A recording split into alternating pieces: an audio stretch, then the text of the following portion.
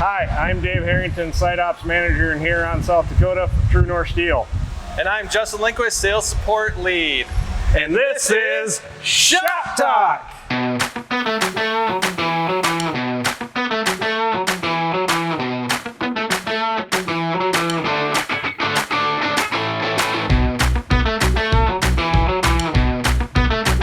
Welcome to the shop. Let's take a quick tour around and see what's going on.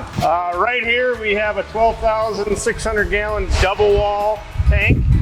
It is a flame shield rated. We sell a lot of these like inside cities, places where you have to have a containment around your tank. You see the blue thing up there? That's a submersible pump. It's just like they have at your fuel stations in town. So they last a lot longer than our typical like 110 volt pumps that sit outside the tank. They're really a good pump. So when it's all said and done, this will be completely piped up and ready to go to the customer, and he doesn't have to worry about anything. Here, this is our tank assembler that is getting ripped out next week and getting replaced with our brand new one. What kind of, is it just a new one or is it? It's a brand new hydraulic, state-of-the-art design by True North Steel. We're gonna do a little naming contest once it gets here and put some decals on it, and one of the employees is going to win a prize for coming up with the name. This is what we call the small side of the shop. We build anything from 5 gallons up to about 4,000 gallons over here. You can see Nathan's sitting over there welding away. Tank's spinning right to him, so he's got a pretty easy job. Nice and cushy right now. So as the tanks are being finished off, they move this way down to our paint department. Have 2 different paint booths. We do a 2-part epoxy paint for longevity. So like how long, like to paint that tank, how long does it take? That tank will take about 4 hours to paint from start to finish. By the time we clean it, prep it, and actually spraying it takes about a half hour. Smaller tanks like this, about an hour and a half for the whole process. These look nice. Good thing that wasn't wet, because they would have killed you if you would have left fingerprints. Pointing at the sticker up here, our saying is if we're not proud of it, we don't ship it. Hope all our employees believe that and follow that. We'll move down to the CSP shop.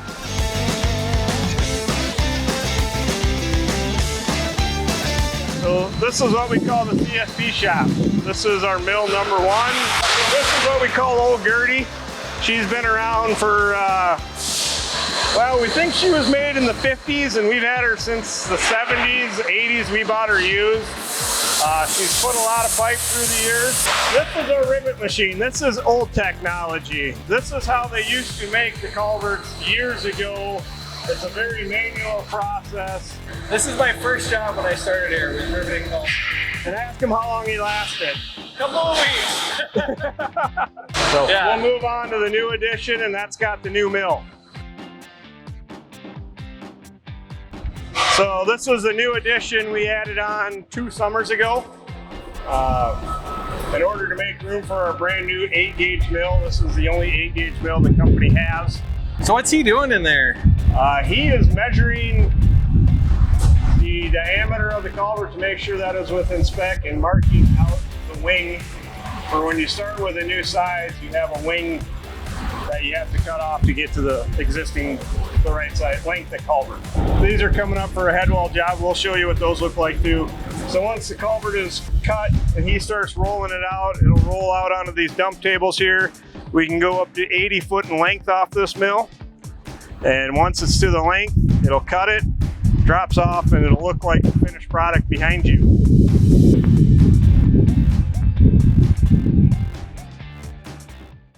Oh, shop. Welcome to Shop Talk. That's what it is. That's what it is. They'll edit it. Let's go.